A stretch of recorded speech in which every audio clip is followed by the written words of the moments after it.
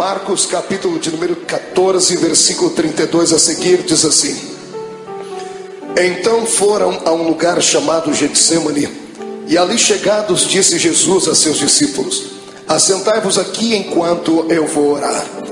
E levando consigo a Pedro, Tiago e João, começou a sentir-se tomado de pavor e de angústia. E lhes disse assim: A minha alma está profundamente triste até a morte. Ficai aqui e vigiai. E adiantando-se um pouco, prostrou-se em terra e orava para que, se possível fosse, aquela hora lhe fosse poupada. E dizia assim: Abba, Pai, tudo te é possível.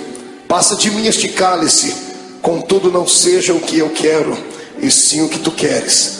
Voltando, achou-os dormindo e disse a Pedro: Simão, tu dormes? Não pudestes vigiar nenhuma hora? Vigiai e orai, para que não entreis em tentação. O espírito na verdade está pronto, mas a carne é fraca. E retirando-se de novo, orou repetindo as mesmas palavras. E voltando, achou-os outra vez dormindo, porque os seus olhos estavam pesados e não sabiam o que lhe responder. E veio pela terceira vez e disse-lhes: Ainda dormis e repousais? Basta, chegou a hora. O Filho do Homem está sendo entregue nas mãos dos pecadores. Levantai-vos, vamos, eis que o traidor se aproxima. Fecha a sua Bíblia, coloque no banco, coloque na cadeira. Foi um dia diferente. Jesus acordou melancólico, entristecido, porque ele não era apenas Deus, ele também era homem. Era homem sujeito às fraquezas. Quando ele se destituiu da essência da glória, ele se revestiu da nossa humanidade. E ele tinha um problema que eu e você não temos. Mesmo sendo homem, ele tinha o poder de ver o futuro, porque ele era homem, mas também era Deus. Ele tinha a sua natureza humana, mas também tinha a sua natureza divina.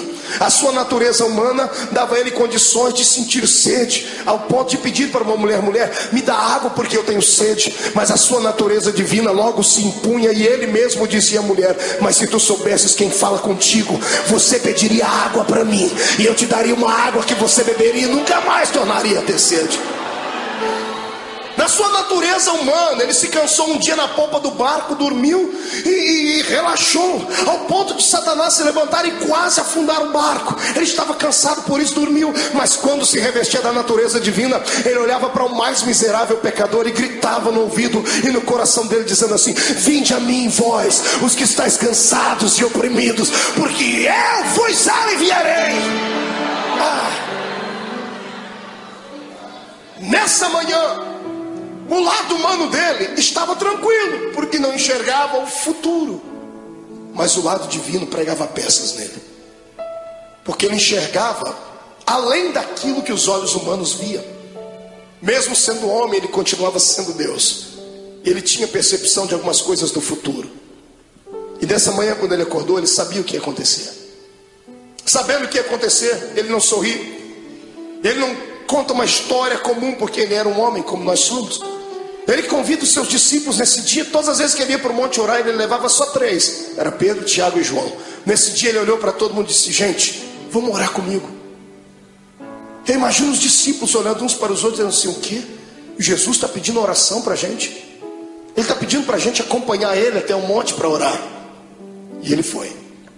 Quando ele chegou naquele monte, dobrou o joelho. Todos eles dobraram o joelho junto com ele e começaram a orar, ou começaram a rezar, eu não sei. Repetiram as palavras que ele havia ensinado. Ninguém conhecia Deus a fundo. A religião deles antes de Cristo, era uma religião canalizada em rituais humanos, em dogmas falíveis. Talvez eles não sabiam conversar com Deus na intimidade com a qual Jesus falava. Por isso Jesus nos ensinou a oração do Pai Nosso. Mas ele pediu para que eles orassem com ele, porque ele estava abatido naquele dia.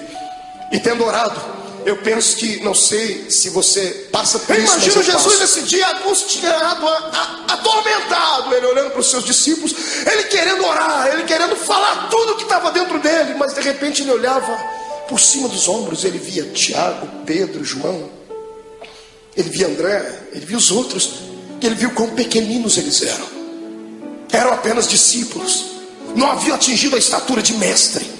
O discípulo tem muita facilidade de se escandalizar, tem muita facilidade de ficar pequenino diante de situações difíceis. E eu imagino Jesus dizendo para si mesmo: se eu falar o que eu preciso, eles vão desanimar. Eu tenho que demonstrar fortaleza para eles. E Jesus não aguentando mais, ele precisava orar. Ele levanta a cabeça, levanta da oração, deixa todo mundo orando. Ele pega 3 entre os 11 que foram, porque Judas não foi com ele esse dia. Judas ficou, tinha só 11 com ele. Ele levanta e chama os 3 mais chegados dele. Ele bate o nome de Pedro, Tiago e João, disse: meninos, vamos orar comigo. E para eles ele conta o que está acontecendo. A minha alma está angustiada. Você consegue ouvir isso da boca do seu Deus? Ou você acha que isso é um privilégio só seu? Eu estou te mostrando o seu Deus em agonia. É bonito falar do Jesus andando em cima das águas. É lindo falar sobre ele multiplicando os pães. É poderoso falar sobre ele se transcendendo no Monte Tabor diante dos seus discípulos e falando com Moisés e Elias. É lindo ver o nosso Senhor abrir os olhos dos cegos e dizer ao morto de 4 dias: sai para fora. Mas eu quero ver se há beleza em ver o seu Deus dizendo assim: eu estou sentindo pavor, eu estou angustiado, eu preciso de amigos íntimos. Jesus está aqui dando um exemplo para nós. Quando passarmos pelo vale, precisamos ter alguém do nosso lado. Precisamos de amigos. Jesus pega os seus melhores amigos e sobe com eles um pouquinho, diz assim: eu estou angustiado. E eles estão orando, e Jesus começa a orar. E ele começa a tremer, porque os olhos dele visualizavam aquilo que os olhos naturais não viam. De repente ele levanta e deixa os 3 e diz assim: gente, ora por mim, porque eu vou entrar aqui no meio desse mato agora, que eu vou rasgar minha alma. Eu imagino Pedro, Tiago e João olhando um para a cara do outro, dizendo assim: esse não é o nosso Cristo. Cadê o homem de Fortaleza que pega o chicote e espanca os homens que estão na beira do templo? Ele está melancólico, ele está entristecido, ele está fragilizado. Pedro, Tiago e João enxergam isso nele. E eu imagino eles olhando a figura de Jesus entrando dentro do horto, dentro do jardim, dentro do Getsemane. Interessante, era profético. A palavra Getsemane significa prensa do óleo.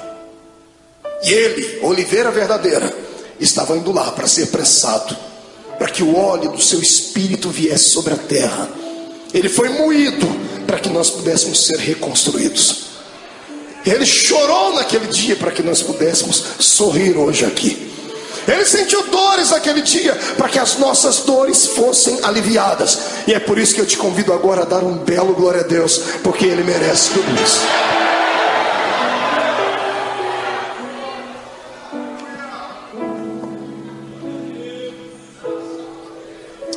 Ele começa a orar.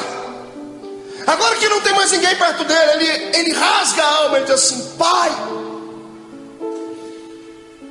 eu sei que a hora é chegada, mas o meu lado humano não está aguentando. Então eu vou fazer um pedido ao Senhor: se der, Pai, passa de mim esse cálice. Se der, risque esse momento.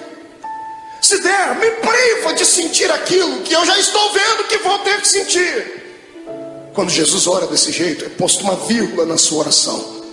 Se levantam 2 reinos do lado dele nesse momento: o reino de Deus e o reino de Satanás. Os anjos se calam no céu, o próprio Deus está em silêncio no céu olhando. Os demônios estão fazendo figa, estão torcendo, dizendo assim: se ele não for até o fim, não tem salvação. Se ele não for até o fim, o plano está mais uma vez destruído. E Satanás está lá orando para si mesmo, pedindo para que todos os poderes das trevas viessem trazer uma nuvem negra sobre Jesus naquele dia. E quando Jesus diz: Pai, se for possível, passa de mim esse momento, esse era o lado humano. O lado divino dele sobrepõe. E ele abre os olhos. E se como homem ele enxergava apenas o jardim naquela noite, se como homem ele enxergava apenas as árvores, o céu que devia estar escuro e o vento soprando, se como homem ele enxergava apenas pedras e relva, como Deus ele enxergou além de tudo aquilo. Ele enxergou além das pedras, além da relva. Ele enxergou além do tempo. Ele enxergou além dos séculos. Ele enxergou além do espaço. E sabe o que ele viu? Você.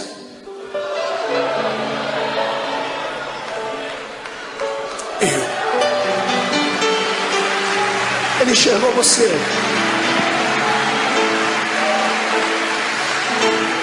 Sabe como ele te enxergou? Não como um super-homem ou uma mulher maravilha, bem trajado dentro da religião, cheio de poderes, de status, não. Ele enxergou você sofrendo no seu quarto. Ele enxergou você chorando pelas ruas de São Paulo, desempregado. Ele enxergou você no momento em que as pessoas mais te atormentaram, que os seus inimigos lhe perseguiram.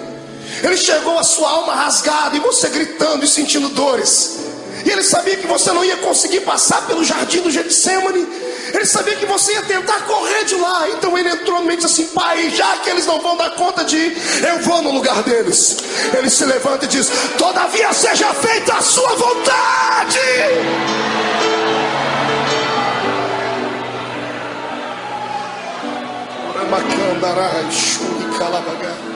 Feche seus olhos por um momento.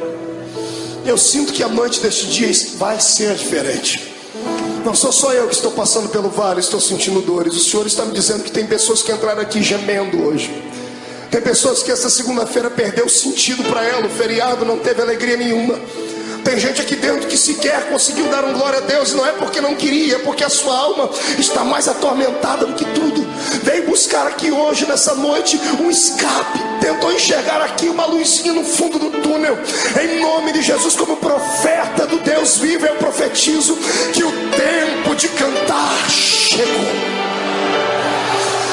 Os espíritos de tormento, os espíritos de acusação, os espíritos que provocam o seu espírito, te deixam abatido, chegaram até a porta do templo, mas tiveram que voltar. Quando eu fiz a oração inicial, eles tiveram que recuar 5 quilômetros. E eu te dou uma palavra de Deus: eles não vão voltar. Você vai sair daqui hoje de cabeça erguida, sorridente, alegre, de paz, cheio de Deus. Vai entrar na rua da sua casa com a coroa da vitória. Você não é um derrotado, você não é mais um. Você nasceu para a vitória. Quem acredita nisso, adore ao Senhor.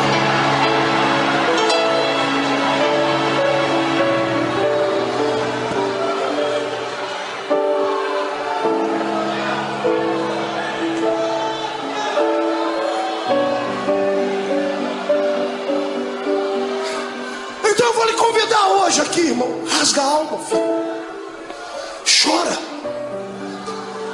Vomita tudo que está dentro da sua alma, põe para fora. Porque você não é um super-homem. Não se autoflagele. Eu sei que você hoje orou como Paulo: Senhor, o que eu quero fazer sempre eu não faço, o que eu não quero eu estou sempre fazendo. Senhor, eu tenho um espinho na carne. É como se o mensageiro do diabo viesse, me esbofeteasse e me jogasse no chão. Eu quero que você ouça aquilo que Paulo ouviu. Deus se levantou do trono e não acusou ele, não apontou o dedo. Deus olhou para Jesus do lado dele, viu a mão furada, viu o sofrimento do filho e disse assim: ô Paulo, fique tranquilo. Como, Senhor? Eu estou angustiado. A minha graça te basta. Senhor, não é o suficiente, então eu vou preencher agora. O meu poder se aperfeiçoa na sua fraqueza. A matemática de Deus é diferente. E eu profetizo que aqueles que entraram fracos aqui dentro hoje, Satanás não vai ter coragem de cruzar o seu caminho por pelo menos um mês. Eu profetizo em nome de Jesus que aqueles que entraram aqui entristecidos, chorosos, estão recebendo hoje o revestimento do Espírito. Vão sair daqui armados até os dentes. Eu digo aos demônios: caiam fora da vida dos servos de Deus, porque o poder do Senhor se manifesta. Mão direita para cima. Faça um carinho nas costas do seu irmão. Diga para ele: a angústia, o pavor, a angústia e a tristeza, a angústia e o abandono são o caminho mais fácil, mais rápido de tocar o coração de Deus. Que não há bem que sempre dure, e também não há mal que nunca acabe. A alma dele estava contrita. Ele chegou no ápice da vida de um ser humano. Ele levanta daquele horto tremendo, suando sangue. Eu fui estudar isso à luz da ciência. A ciência diz que é raro, mas é possível. Por que é que uma pessoa chega a transpirar sangue? A ciência diz que quando a pessoa está passando por uma agonia muito grande, o seu metabolismo fica todo alterado. 3 coisas podem acontecer. Primeiro, ela pode sofrer um infarto no miocárdio, porque a adrenalina correndo pelo seu corpo, o coração não dá conta de bombear tanto sangue e pode explodir. Segundo, quando a etapa do coração é vencida, as veias do cérebro não suportam, a pessoa pode sofrer um derrame. Terceiro, quando é vencida a etapa do coração e da mente, aí os poros se dilatam e o sangue que está sob pressão dentro do corpo, ele sai pela pele. Como Jesus não podia morrer de ataque cardíaco, nem podia morrer de derrame cerebral, porque a cruz estava preparada, o sangue dele saiu pela testa, pelos poros. Eu queria que você imaginasse a afeição do seu Cristo quando ele passou a mão na testa e viu o sangue. O lado humano dele deve ter se contorcido, mas era preciso passar por aquele vale, era preciso ir até o fim. Ele levanta dali como um vitorioso. O reino das trevas está abalado porque acharam que ele ia parar naquele momento. Ele levanta e pega os discípulos dormindo.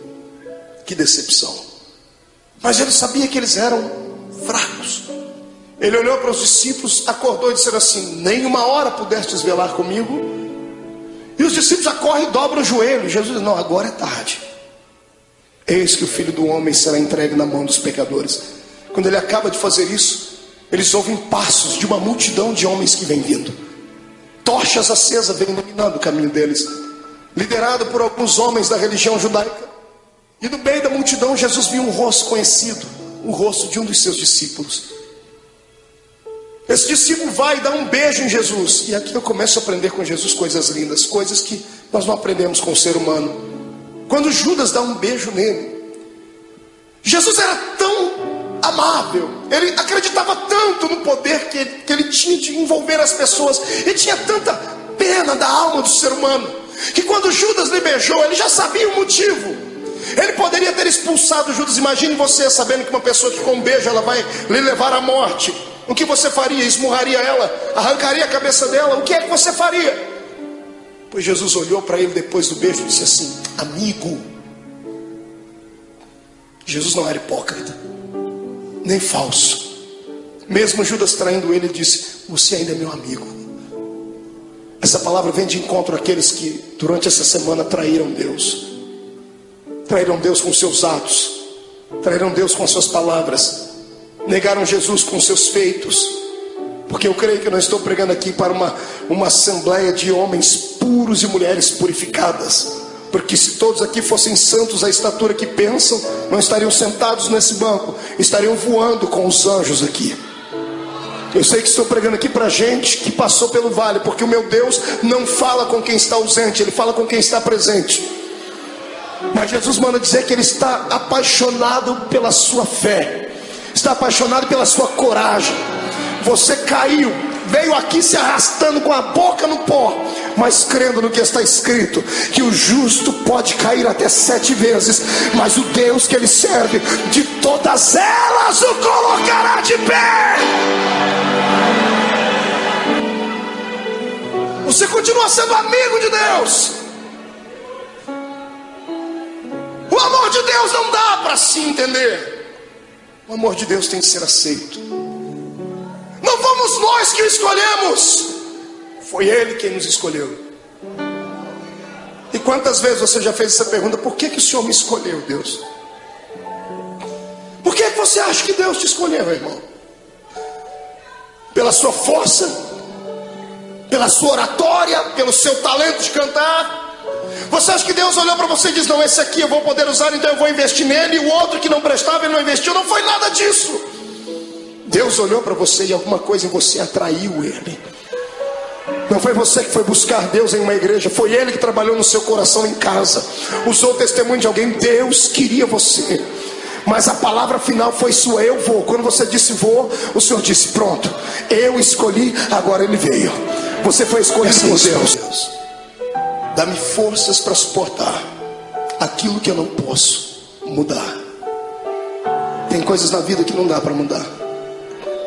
O filho que foi embora não volta mais. A doença que dizimou parte do corpo não tem como retroceder.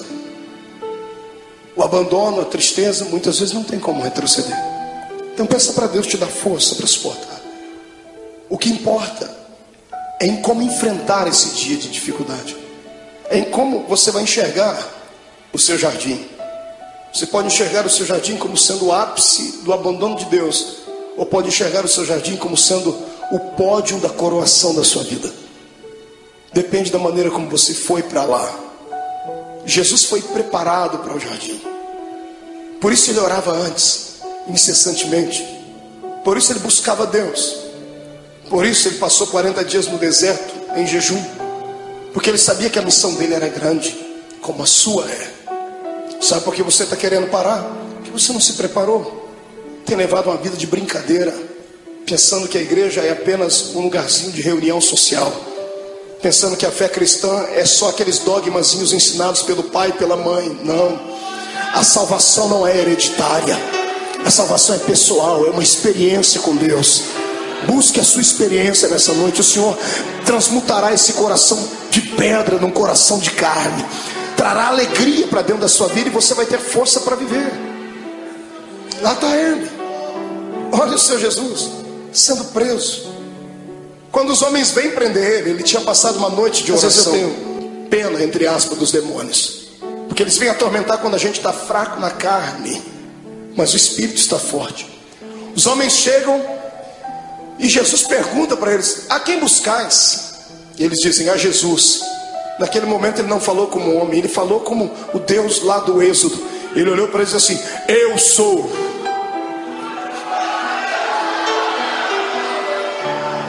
Por um pouco aqueles homens não morreram fulminados, porque quando ele liberou a sua palavra, rema, eu sou, eles caíram no chão.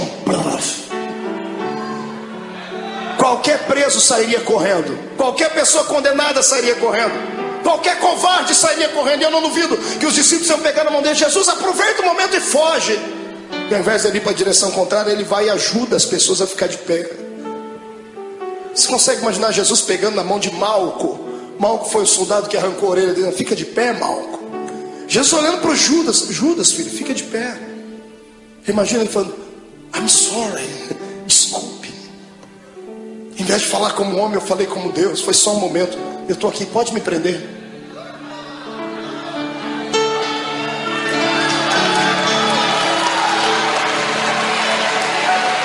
Me prenda. Filhos, a rejeição, a cruz, a agonia, vocês não vão suportar, eu suporto por vocês. E levaram ele como um preso comum. Fizeram do meu Jesus uma peteca. Caifás, Anás, Pilatos, Herodes, Pilatos, ninguém achava nada de errado nele. Ele tinha palavras para incriminar os homens, mas ele se calou e não se defendia. Pilatos fica estarrecido, diz assim: que homem é esse? Pilatos queria soltar Jesus, mas o ego dele era muito massageado pelos judeus. Ele não queria perder a postura de um grande. Então, para alegrar o coração dos judeus, ele pensava que isso iria aplacar a ira deles. Ele manda chicotear Jesus. E pegam o meu Jesus, o seu Jesus, levam ele numa noite fria para um lugar, numa praça, amarram as mãos dele em uma estaca, deixam ele seminu. Aquilo era já motivo para matá-lo, porque todo judeu tinha vergonha de mostrar o seu corpo. Estava sendo humilhado, até que ele começou a ser flagelado. Azorrague era o nome da arma com a qual bateram Jesus. 12 tiras de couro, na ponta de cada tira um osso de carneiro quebrado ou limalha de ferro. Cada vez que o carrasco batia nas costas do meu Jesus, 12 buracos ficavam nas costas dele. Paulo disse: assim como meu mestre, eu tomei uma quarentena de açoites menos uma. Foram 39 chicotadas daquela, mais de 460 cortes nas costas. O corpo não aguenta. Depois da 10ª chicotada, ele já estava pendurado. Ele poderia ter gritado, ele poderia ter aliviado um pouquinho da dor, porque quando gritamos, por um momento há um bloqueio no cérebro e a dor passa por momentos, mas passa. Se ele gritasse, ele teria sentido menos dor, mas ele não gritou. Ele aguentou calado, porque sabia que você não ia aguentar. Sabia que eu não ia aguentar. Eu também, irmão, eu também.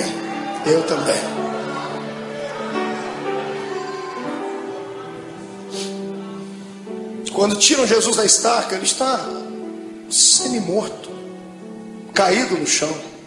Alguém embrulha o corpo dele num pano, pensando fazer o bem, estavam fazendo o mal. Jogam ele dentro de uma cova, dentro de uma cela fria, úmida, fétida. No outro dia de manhãzinha, Pilatos já havia se reunido com algumas pessoas. O povo não havia quem acalmasse o povo. O povo quer a morte dele. Pilatos se levantou e chamou a multidão e disse assim: olha, hoje é um dia especial. Hoje eu tenho direito e posso liberar o perdão para um preso. Vocês têm esse homem chamado Jesus e tem Barrabás. Barrabás era um terrorista, era um prisioneiro político. Era um homem que queria lutar contra o reino de Roma.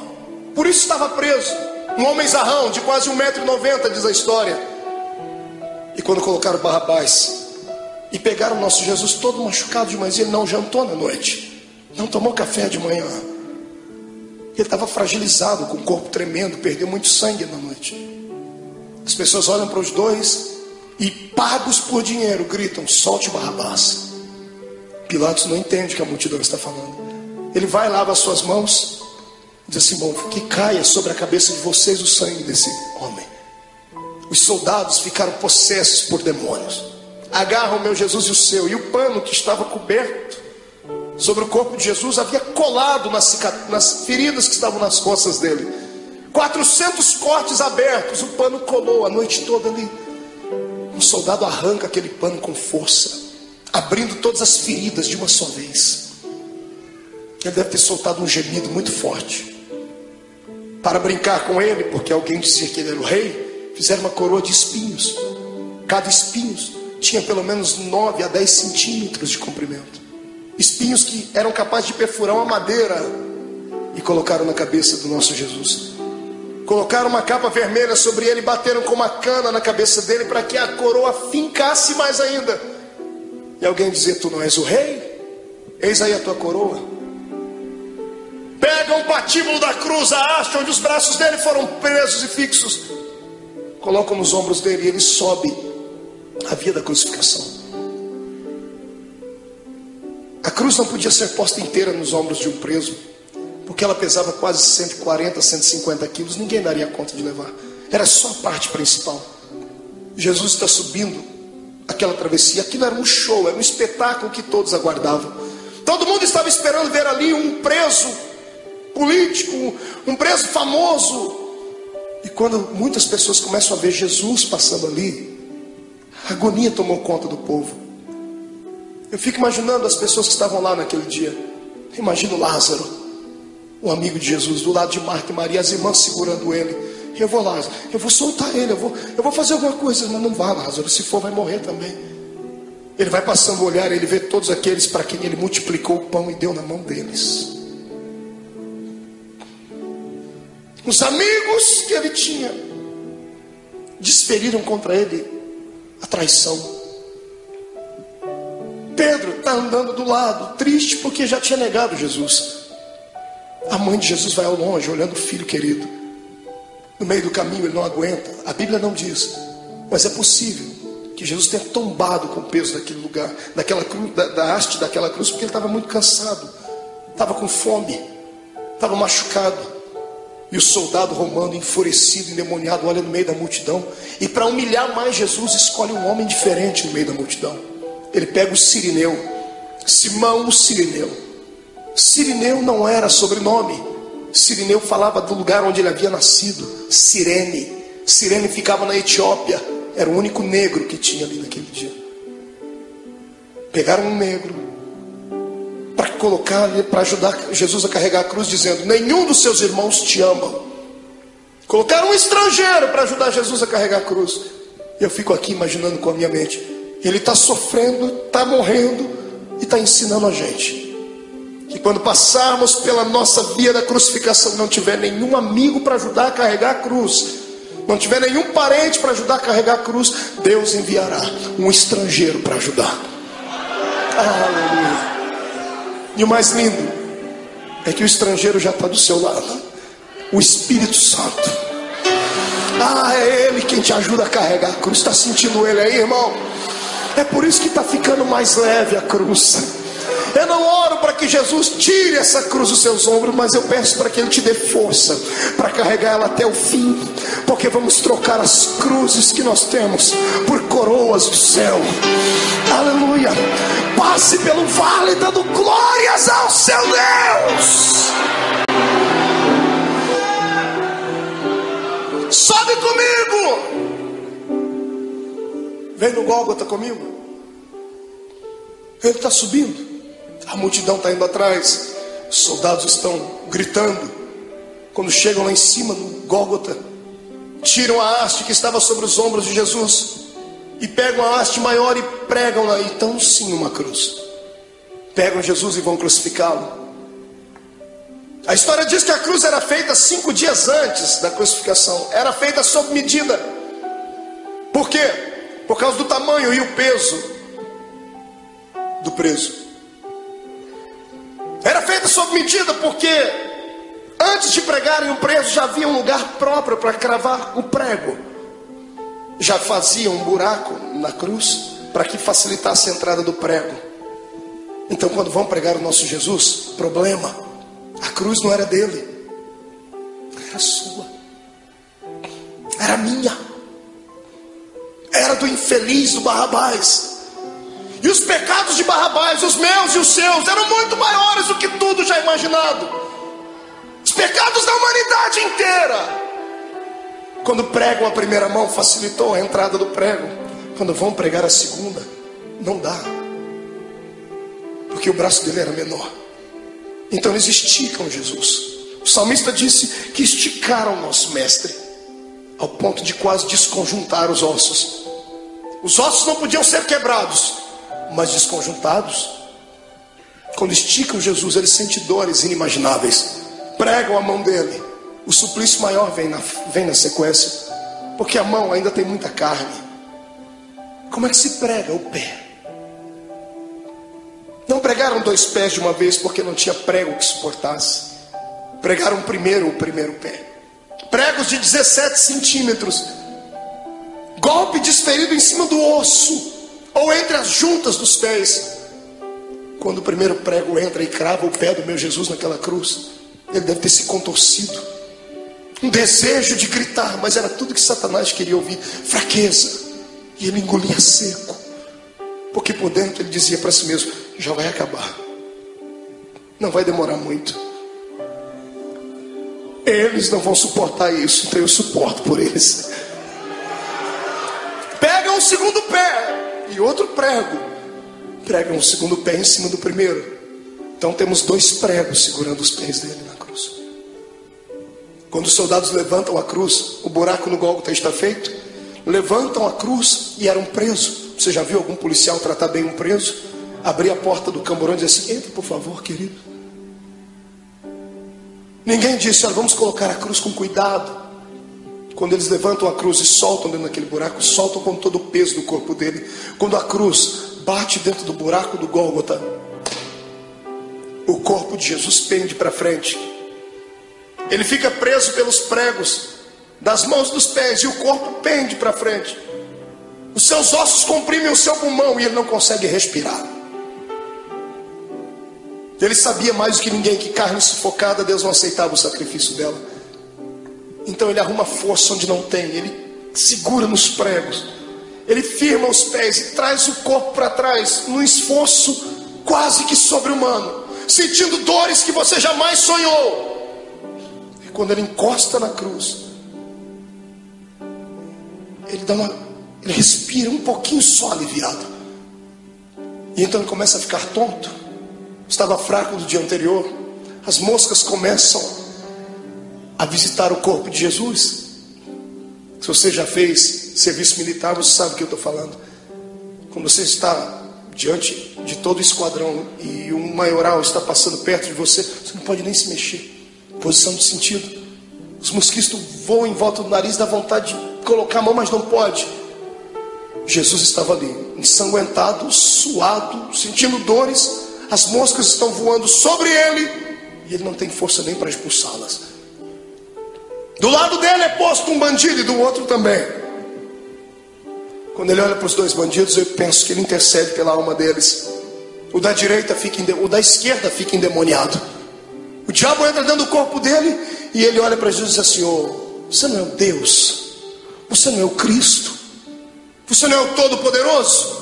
Sai da cruz e tira a gente daqui, rapaz. Eu imagino a tristeza com que isso chegou no ouvido de Jesus. Pensa, você está morrendo por ele e ele está debochando de você. A dor daquilo deve ter sido maior do que a dor dos pregos, maior do que a dor do chicote, porque a dor do desprezo é maior do que tudo. Deus olhou do céu e disse: não, meu filho não vai ficar assim. Espírito Santo entra no coração daquele bandido da direita. Vamos fazer um equilíbrio. O da direita fica cheio do Espírito Santo. Pregado na cruz, grita para o outro: pare de atormentar ele. Esse homem não fez nada, a gente está aqui porque merece, ele não. O da direita estica o pescoço, porque Pilatos deu um presente para Jesus. Mandou colocar uma insígnia em cima da cruz: Rei dos Judeus. O preso estica o pescoço, e quando ele lê em cima da cruz Rei dos Judeus, ele abaixa a cabeça e sussurra: o Rei, Rei, ó Rei. Imagino Jesus levantando a cabeça, sentindo dor, dizendo: está falando comigo, rapaz? Estou. O Rei, lembra de mim quando entrar no seu reino. Aleluia. Eu imagino Jesus dizendo, eu penso, conjecturo: o que, filho? Lembra de mim quando entrar no seu reino. Eu acredito que você é rei. Lembra de mim. Eu imagino Jesus dando um sorriso no meio do sangue, no meio da dor, e dizendo para si mesmo: valeu. Pelo menos um acreditou. Jesus olha para ele antes dele desfalecer e diz: moço, ainda hoje você vai cortar as faixas, vamos inaugurar o paraíso juntos. Eu e você, ainda hoje estarás comigo no paraíso.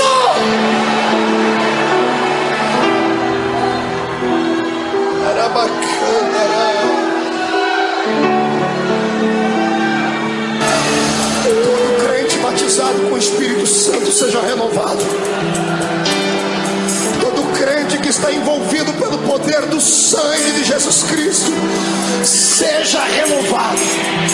Quem nunca orou em línguas, que seja batizado agora. Que este lugar comece a flamejar.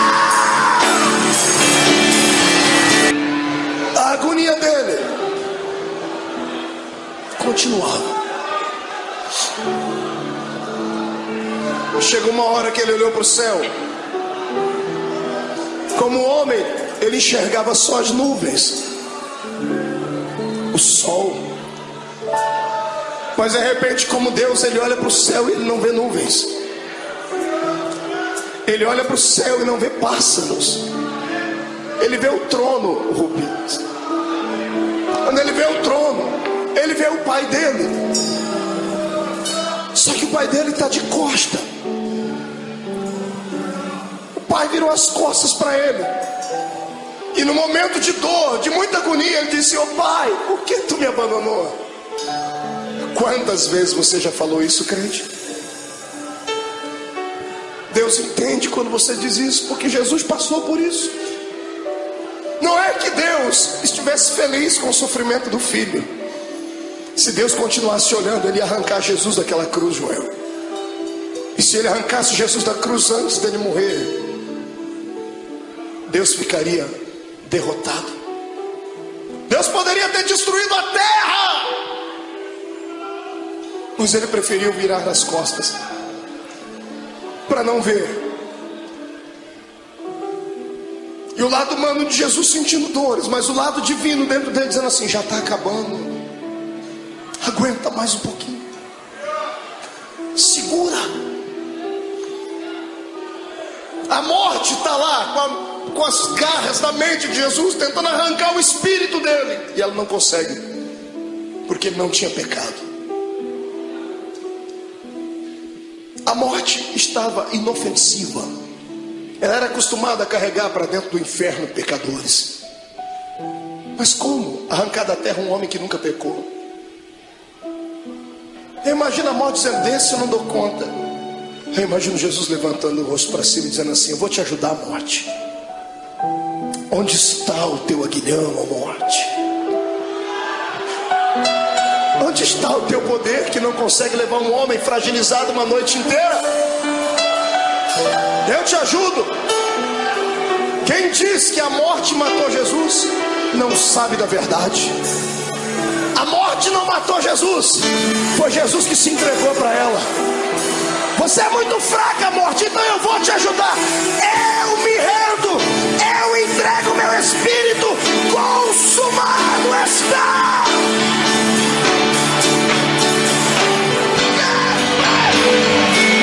Escute.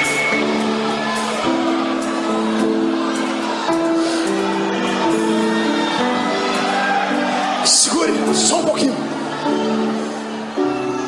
Quando a cabeça de Jesus pendeu, o astro-rei deixou de brilhar. O cosmos e a natureza se curvaram diante do Rei eterno. As rochas se fenderam. O sol se escureceu. A multidão que gritou crucifica-o começou a bater no peito, dizendo: ele era Deus. O centurião que ajudou a fragilizar o corpo dele está embaixo da cruz, gaguejando e dizendo: esse homem era o Filho de Deus. Maria está embaixo, João está abraçado com ela, dizendo: aguenta, mãe, aguenta. Tira Jesus da cruz. Ele morreu primeiro do que os bandidos. E um dia eu orei a Deus, Deus me revelou por quê. Por que Jesus morreu antes dos bandidos, irmão? Será que Jesus era tão fraco assim? Porque os outros bandidos também foram flagelizados. Por que Jesus morreu primeiro? Eu perguntei a ele um dia. O que ele me respondeu: é só crente cheio do Espírito Santo para entender. Jesus nunca gostou da morte. E todo morto que cruzou o caminho dele ressuscitou. Todo. Ele chegou a parar velório, cortejo fúnebre. Jesus nunca gostou da morte porque ele era Deus. Ele sabia que o homem não foi feito para morrer. Toda vez que a morte cruzou o caminho dele, ele parou ela. Nesse dia, para não ver os dois morrerem antes, ele falou: eu vou morrer primeiro, porque se eles morrerem eu vou ter que ressuscitar eles aqui. Perto de mim ninguém fica morto. Aleluia.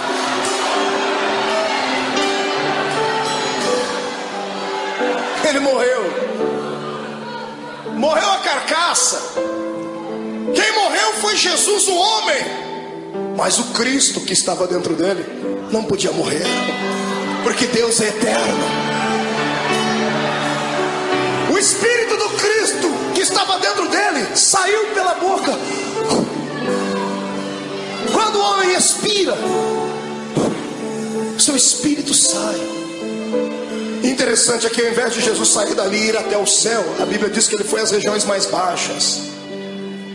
Ele foi num lugar muito interessante que poucos crentes conhecem, pouca gente prega. A Bíblia diz que ele foi buscar um cativeiro. Já leu sobre isso na Bíblia? Quando Jesus morreu, ele passou 3 dias morto ali, o corpo, porque o espírito dele foi fazer uma pregação interessante. Ele foi a um lugar onde estavam todos os santos que haviam morrido antes dele, porque ninguém ia para o paraíso, iam todo mundo para o seio de Abraão. E Jesus foi lá e se revelou: eu sou. Eu imagino ele, já estava com a chave da morte e do inferno na mão, indo lá, abrindo as portas das cadeias.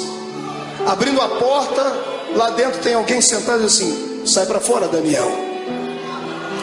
Mas Senhor, quem és tu? Eu sou aquele que fecha a boca do leão.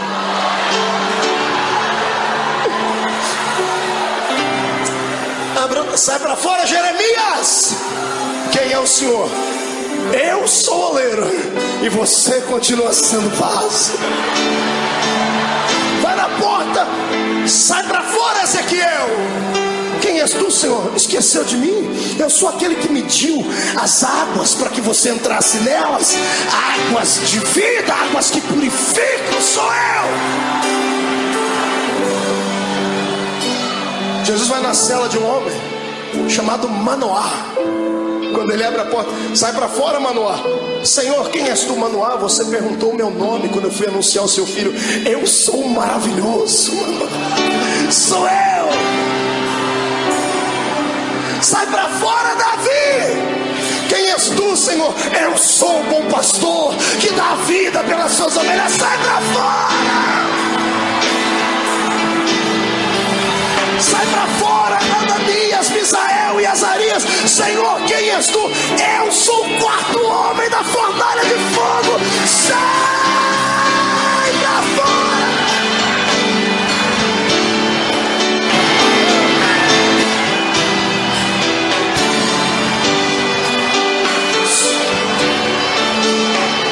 Segure. Jesus chega numa porta. Era um dos últimos a ter entrado lá antes dele. Ele abre a porta, está lá um sujeito de barba. Ele diz: João, sai para fora, João. Mas Senhor, quem és tu? João não me conhece?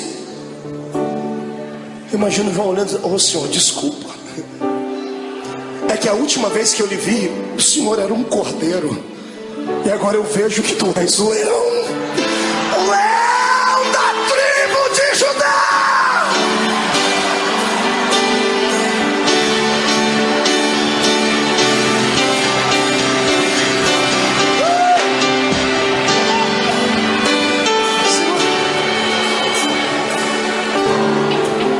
Três dias depois, umas mulheres chorosas chegam na tumba de Jesus. Levam perfume para embalsamar o corpo dele. Está todo mundo chorando pelos cantos. Quando elas chegam na tumba de José de Arimateia, que emprestou para Jesus, a pedra gigantesca estava removida. Desesperadas, elas pensam que alguém roubou o corpo de Jesus. Quando elas entram lá dentro, no meio de duas pedras tem dois homens de branco. Os homens estão sorrindo, um sorriso angelical. Um dia nós vamos vê-los. E as mulheres perguntam: onde puseram o nosso mestre? E os homens dão um grito para as mulheres: por que procurais entre os mortos aquele que vive? Ele não está mais aqui. Ele já ressuscitou. Levante a mão para cima, eu vou contar até 3. Você vai jogar no chão e vai pisar em cima. A vitória é sua. 1,5. Hoje o Senhor te transporta para o reino dos vitoriosos. 2, a sua casa será impactada pela ressurreição de Deus. 2,5, Satanás é um derrotado, com um D maiúsculo. 2,75, é o dia da sua liberdade. 3, jogue no chão, piso em cima.